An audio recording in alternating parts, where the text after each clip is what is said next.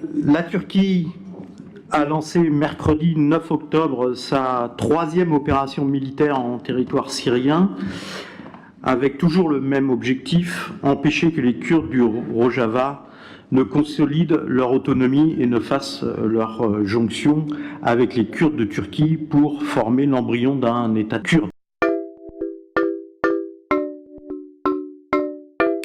Et ménager au-delà de leur frontière sud un territoire syrien, une zone de sécurité.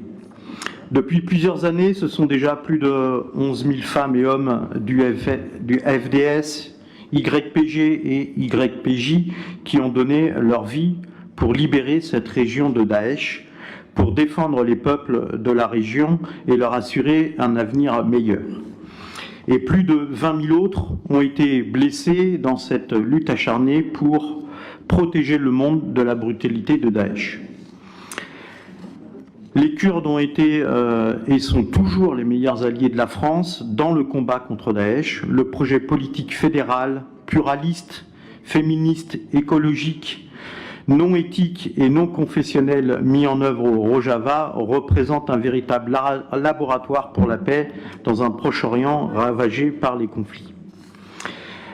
Dans le vœu, nous avons inscrit que ces combattants et que depuis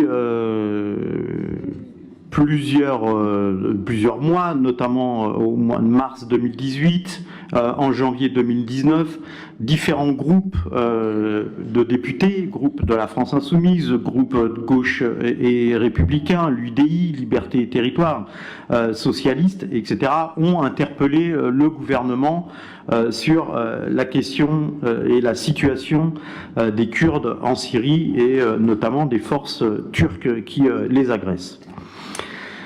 Entendu que la ville de Montreuil a signé un protocole de coopération en avril 2013 avec la ville de Bismil, qui est prioritairement centré sur les questions touchant aux droits des femmes qui connaissent de multiples atteintes dans cette région du sud-est de la Turquie.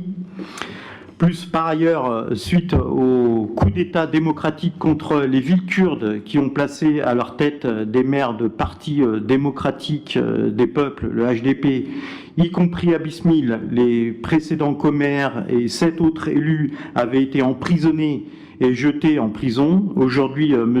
Ayaz Orhan, élu maire en mars 2009, est lui aussi menacé, a été arrêté et mis en garde à vue durant 48 heures. Son passeport lui a été supprimé afin de ne pas quitter le territoire et dorénavant sous surveillance policière. Au regard de tout ça, la ville de Montreuil affirme son soutien aux citoyens et aux citoyennes et combattantes kurdes victimes de la répression armée et demande l'arrêt immédiat de l'emploi des forces armées contre les Kurdes. Se joint à l'appel lancé par les associations kurdes en France à se mobiliser dans les différentes manifestations qui ont eu lieu la semaine dernière et puis qui auront lieu partout en France dans les semaines qui vont venir.